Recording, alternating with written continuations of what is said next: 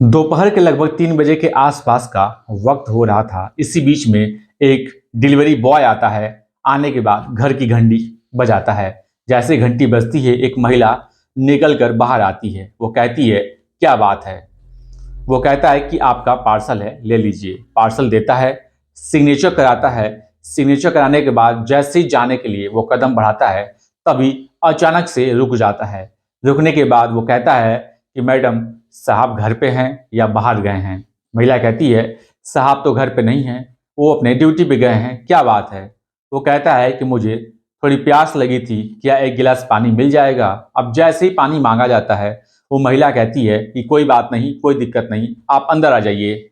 अब वो delivery boy अंदर जाता तो जरूर है, लेकिन वो तब तक बाहर नहीं आता है जब तक कि उसका मन नहीं भर जाता, दिल नहीं भर जाता, यानी कि वो संतुष्ट नहीं हो जाता। और ऐसा पहली बार नहीं था, ये लगातार कई सालों से ऐसा ही चला आ रहा था और आसपास के लोगों को थोड़ी सी भी भनक नहीं लगती है। अब एक दिन सोशल मीडिया पर एक खबर तैरती है कि पुलिस वाले की पत्नी का कत्ल हो चुका है। अब इस घटनाक्रम का खुलासा करने के लिए पुलिस तमाम प्रयास करती है, लेकिन ये एक अंधा कत्ल था और कातिल को पकड़ पाना बड़ा मुश्किल था। आखिरकार पुलिस के हाथ कातिल लग जाता है। पुलिस उसे गिरफ्तार करती है। गिरफ्तार करने के बाद उसे थाने लाती है।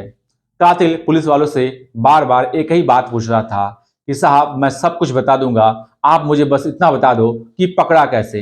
पुलिस वाले हंसते हैं, मुस्कुराते हैं, कहते हैं सब बता देंगे, लेकिन तुम पहले ये बताओ कि तुमने कत्ल क्यों किया और वजह क्या थी और कैसे किया। तभी उसने कहानी बताई।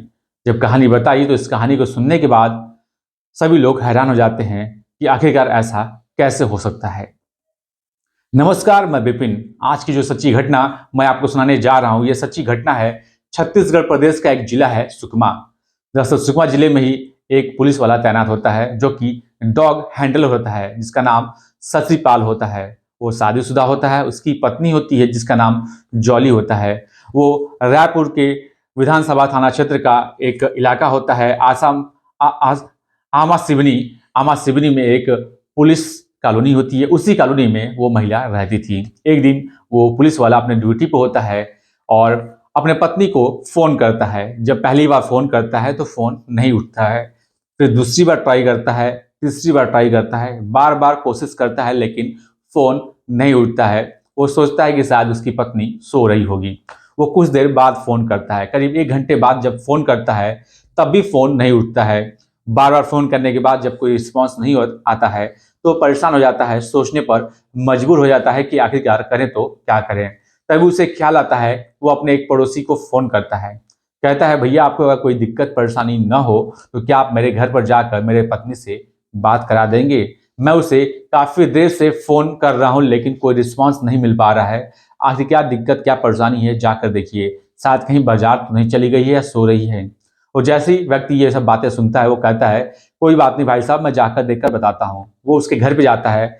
जैसे ही घर पे जाता है तो देखता है कि घर के दरवाजे पे ताला लटका हुआ है। वो उसे कहता है कि भाई साहब, दरवाजे पे तो ताला लटका हुआ है, अब ऐसी स्थिति में क्या किया जाए? पुलिस वाला कहता है कि भाई साहब, एक बार आप झांक कर देखिए, कोई दिक्कत तो नहीं हो गई है। तो अभी वो व्यक्ति जब घर में झांक कर देखता है तो उसकी आंखें खुली की खुली रह जाती हैं।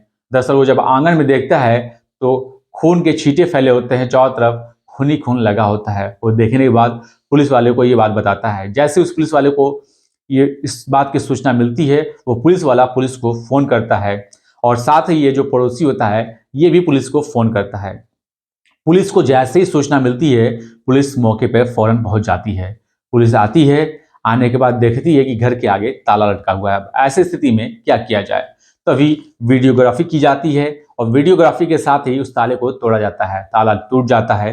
पुलिस वाले घर के अंदर जाते हैं। जब घर के अंदर जाते हैं तो देखते हैं कि उस पुलिस वाले की जो पत्नी होती है वो अर्धनग्न अवस्था में पड़ी होती है, साथ ही खून से लथपथ होती है, यानी कि पूरे घर में, आंगन में, कमरे में खून फैला होता है। अब पुलिस वाले समझ जाते हैं कि जरूर इसे किसी धारदार हथियार से बार बार मारा गया है, जिससे इसकी मौत हो चुकी है। पुलिस उसके शव को कब्जे में लेती है। कब्जे में लेने के बाद पोस्टमार्टम कराती है। अब पोस्टमार्टम में ये खुलासा हो जाता है कि इस महिला को पहले धक्का दिया गया है। धक्का देने के बाद ये महिला गिरी है, इसके सर में चोट लगा है। इसके बाद किसी धारदार हथियार से बार बार इसके ऊपर वार किया गया, जिससे इसकी मौत हो जाती है। अब पुलिस के सामने ये सवाल था कि आखिरकार इसकी हत्या किसने की और क्यों की। पुलिस के लिए सबसे पहले प्राइम सस्पेक्ट होता है वो पुलिस वाला, यानी कि उसका पति। पुलिस सोचती है कि शायद इसके पति नहीं तो इसकी हत्या नहीं कर दी है। हालांकि पुलिस इसके पति के मोबाइल की सीडियां निकलवाती है, यानी कॉल डेटा रिकॉर्डिंग निकलवाती है, और साथ ही वो मृतिका जो उसकी पत्नी होती है जॉली, उसके भी मोबाइल का सीडियां निकलवाया जाता है। पुलिस जांच पड़ताल में जुट जाती है। करीब दिन बीतता जाता है। पुलिस को इस सूचना के बारे में 6 मार्च 2024 को पता चला था और यह घटना 5 मार्च 2024 को हुई थी। हालांकि दिन निकलता जाता है लेकिन कातिल का कुछ पता नहीं चल पाता, क्योंकि ये एक अंधा कत्ल होता है। पुलिस लगातार प्रयास कर रही थी, कातिल को ढूंढने का प्रयास कर रही थी। दिन निकलता जाता है, 10-12 दिन बीत जाता है। आखिरकार पुलिस 15 मार्च 2024 को पुलिस उत्तर प्रदेश का एक जिला है भदोई, वहां जाती है। वहां से एक व्यक्ति को गिरफ्तार करती है जिसका नाम जय सिंह उर्फ राहुल होता है। उसे गिरफ्तार करने के बाद उससे थाने लेकर आती है, उससे पूछती है कि तुमने कत्ल क्यों किया, वजह क्या थी और तुम्हारा इस घर से क्या ताल्लुकात है और तुम यहाँ आए कैसे। तभी वो बताता है, कहता है कि साहब मैं सब कुछ बता दूंगा, पहले आप मुझे ये बता दो कि आपने मुझे पकड़ा कैसे। पुलिस वाले कहते हैं कोई बात नहीं, तुम्हें सारी कहानी सारी बातें बताई जाएंगी, लेकिन तुम पहले ये बताओ कि तुमने कत्ल क्यों किया, कैसे किया। तभी उसने कहानी शुरू की। दरअसल कहानी शुरू होती है 4 साल पहले। वो टिकटॉक का जमाना होता है, सभी लोग टिकटॉक पे वीडियो बनाया करते थे। सबके हर युवा पीढ़ी के सर पे चढ़ के टिकटॉक बोल रहा था। हर कोई वीडियो बनाता था, उस पर अपलोड करता था। बहुत लोगों की वीडियो वायरल भी होती थी। हालांकि ये जो जय सिंह उर्फ राहुल होता है, ये भी वीडियो बनाता था। ये मुंबई रहता था, ये शादीशुदा होता है, इसकी पत्नी होती है, 2 बच्चे होते हैं। मुंबई में ही रह के इलेक्ट्रिशियन का ये काम करता था और वहीं से वीडियो बनाता था। साथ ही ये जो महिला होती है जॉली, पुलिस वाले की पत्नी होती है, ये भी टिकटॉक पे वीडियो बनाया करती थी। और हालांकि दोनों के परिवार को, यानी कि पुलिस वाले को और साथ ही जय सिंह के परिवार को भी नहीं पता होता कि ये टिकटॉक पे वीडियो बनाता है। और जब ये वीडियो बनाते हैं तो इन दोनों की एक दूसरे से दोस्ती हो जाती है। दोस्ती नज़दीकियाँ बढ़ जाती हैं, धीरे धीरे इन दोनों को एक दूसरे से मोहब्बत हो जाता है। अब एक दिन ये जो पत्नी होती है, यानी कि पुलिस वाले की पत्नी होती है जॉली, वो राहुल से कहती है कि मुझे तुमसे मिलने का मन कर रहा है, क्या तुम मिलने आ सकते हो? अगर आ सकते हो तो तुम रायपुर आ जाओ। तभी वो लड़का मुंबई से सीधा रायपुर आता है। आने के बाद फिर से बात होती है तो ये कहती है कि अगर आप ऐसे आओगे तो ये पुलिस कॉलोनी है, लोगों को शक हो जाएगा, तुम पकड़े जाओगे, कुछ अलग करना पड़ेगा। ये लड़का डिलीवरी बॉय का यूनिफॉर्म खरीदता है। यूनिफॉर्म पहनने के बाद डिलीवरी बॉय बन के वो पुलिस कॉलोनी पहुंच जाता है। अब जैसे जाता है दरवाजा खटखटाता है। दरवाजा खटखटाने के बाद वो अंदर जाता है। दोनों अंदर एक साथ रहते हैं, काफी देर तक समय बिताते हैं, एक दूसरे के साथ शारीरिक संबंध बनाते हैं। इसके बाद कुछ देर बाद वो लड़का निकल जाता है और ऐसे ही चलता आ रहा था। लगभग 4 सालों तक ऐसे ही चलता आ रहा था, ये सिलसिला चल रहा था। हालांकि जो पुलिस वाला होता है उसको उसकी पत्नी से विवाद चल रहा था किसी बात को लेकर के, और ऐसे ही वो हर बार आता था, एक दूसरे के साथ फिजिकल बनाते थे और ऐसे ही सब चल रहा था, ठीक ठाक चल रहा था। पिछले 4 सालों से चल रहा था, लेकिन किसी व्यक्ति को, आसपास के लोगों को कोई शक नहीं होता है। ऐसे ही वो लड़का यानी कि जय सिंह उर्फ राहुल 5 मार्च 2024 को मुंबई से रायपुर के लिए एक हवाई जहाज पकड़ता है और सीधा शाम के 6:30 बजे के आसपास वो रायपुर पहुंच जाता है। रायपुर पहुंचने के बाद उस कॉलोनी में आता है, उस महिला के पास जाता है और कहता है कि बताइए आपने मुझे क्यों बुलाया है। तो महिला कहती है कि मैं तुमसे शादी करना चाहती हूँ, तुम मुझसे शादी करो, नहीं तो मैं तुम्हारे खिलाफ FIR दर्ज करा दूंगी, क्योंकि तुमने पिछले कई सालों से मेरा शोषण किया है। अब जैसे ही जय सिंह उर्फ राहुल को ये बात पता चलती है, वो ये बात सुनता है, वो थोड़ा परेशान जरूर होता है, लेकिन उसको शांत कराने की कोशिश करता है, मनाने की कोशिश करता है, लेकिन वो नहीं मानती है। बार बार इस बात को लेकर के विवाद करती है। हालांकि जय सिंह को गुस्सा आ जाता है और इस बार जय सिंह पूरी तैयारी के साथ आया था। दरअसल जब वो आया था तो इस बात का किसी को कुछ पता नहीं चलता है कि वो रायपुर जा रहा है। साथ ही कोई मोबाइल कम्युनिकेशन नहीं होता है, मोबाइल अपना स्विच ऑफ कर देता है और आता है, पूरी तैयारी के साथ आता है। साथ ही अपना कॉस्ट्यूम भी चेंज किया होता है और चेहरे को बांध लेता है ताकि कोई उसे पहचान न सके। अब जब राहुल को गुस्सा आता है तो वो उस महिला को धक्का दे देता है अब जैसे धक्का देता है वो महिला गिर जाती है। गिरने के बाद उसे चोटें लग जाती हैं, उसके सर में से ब्लड आने लगता है। अब ये परेशान हो जाता है कि ये क्या हो गया है। अब महिला चीखने लगती है। राहुल को डर लगता है कि अगर ये शोर मचाएगी तो शायद आसपास के लोग जब इसकी चीखें सुनेंगे तो वो घर के अंदर आ जाएंगे और वो पकड़ा जाएगा। उसे इस बात का डर लगता है। तभी अचानक सोचता है करूं तो क्या करूं।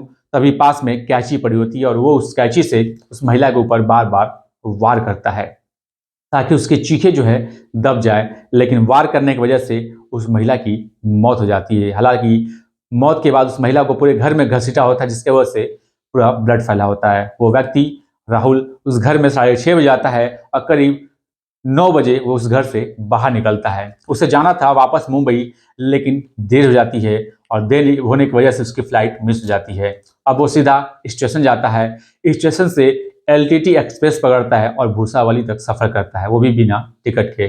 भूसावली से वो कमायनी एक्सप्रेस पकड़ता है और कमायनी एक्सप्रेस पकड़ के वो सीधा अपने गांव उत्तर प्रदेश के भदोही पहुंच जाता है। और उसे लगता है कि शायद इस घटनाक्रम का कभी खुलासा नहीं होगा, क्योंकि जब भी उन दोनों की बात होती थी तो सोशल मीडिया के माध्यम से होती थी, मोबाइल का कोई इस्तेमाल नहीं होता था। शायद वो इसलिए सोचता है कि इस घटनाक्रम का कभी खुलासा नहीं हो पाएगा। अब वो पुलिस वालों से कहता है कि साहब मैंने तो पूरी कहानी बता दी, लेकिन आपने मुझे पकड़ा कैसे, मैं कैसे पकड़ा गया, आप मुझे ये भी बता दो। पुलिस वाले कहते हैं कि जब तुम मुंबई से रायपुर के लिए हवाई सफर कर रहे थे तो तुम जल्दीबाजी में उस घर में अपना वो टिकट भूल कर चले गए थे और हम लोग भी लगातार प्रयास कर रहे थे, लेकिन हम लोग का ध्यान उस टिकट पे नहीं पड़ा था। लेकिन एक दिन वो टिकट हम लोग के हाथ लग जाता है, जिसके वजह से हम लोग रायपुर के एयरपोर्ट पे जाते हैं। वहाँ के सीसीटीवी कैमरे को खंगाला जाता है, देखा जाता है। साथ ही एक पुलिस टीम जो होती है वो मुंबई भी जाती है, जहाँ तुम काम करते थे वहाँ पता करती है। तो पता चलता है कि तुम वहाँ पे नहीं रह रहे हो, तुम अपने गाँव उत्तर प्रदेश के भदोही गए हो। फिर टीम हमारी भदोही आती है, जहाँ से तुम्हें गिरफ्तार कर यहाँ लेकर आती है। फिलहाल उसे गिरफ्तार कर जेल भेज दिया गया है। अब पुलिस इसमें कोशिश कर रही है कि जल्द से जल्द इसमें सुनवाई हो, चार्जशीट दाखिल करे और इस व्यक्ति को कड़ी से कड़ी सजा मिले। हालांकि जो उसका पति होता है, जिसके ऊपर पुलिस को शक होता है, उसका इसमें कोई दोष नहीं होता है। हाँ, ये जरूर था, इसमें ये निकल के बाहर जरूर आता था, पता चला कि उस पत्नी और पति के बीच में विवाद था, क्योंकि उन दोनों के शादी हुए करीब 12 साल से ज्यादा वक्त हो चुका था, लेकिन उन दोनों से कोई बच्चे नहीं होते हैं। शायद इसी वजह से पति पत्नी में विवाद था। दोस्तों, इस पूरे घटनाक्रम को सुनाने का उद्देश्य किसी को परेशान करना नहीं है, किसी का दिल दुखाना नहीं है, बल्कि आपको सचेत करना है, आपको जागरूक करना है। अब इस वजह से पति पत्नी में विवाद तो चल रहा था और पत्नी जो थी वो पति से अलग रहना चाहती थी। शायद इसी वजह से उसे अपने उस टिकटॉकर फ्रेंड से मोहब्बत हो जाती है और वो उससे शादी करना चाहती है, लेकिन शादी के दबाव के चलते उसका ये हश्र हो जाएगा, उसका कत्ल हो जाएगा। शायद इस बात का उसे भी पता नहीं था। दोस्तों, आज की घटनाक्रम से शायद आपको कुछ सीख मिली हो और मैं आपसे यही कहूंगा कि जब भी कुछ ऐसा करें, कहा जाता है कि कोई भी इंसान चाहे जितने भी सादे तरीके से अपराध क्यों न कर ले, लेकिन उससे जरूर कुछ न कुछ गलतियां हो जाती हैं, जिसकी वजह से वो पकड़ा जाता है। इसलिए कोई भी आप ऐसा कदम उठाने से पहले 100 बार सोचें कि कानून है, शासन है, प्रशासन है और आप बच नहीं पाएंगे। आज के लिए बस इतना ही। मिलते हैं अगले दिन फिर एक नई सच्ची घटना के साथ। जय हिंद, जय भारत, नमस्कार।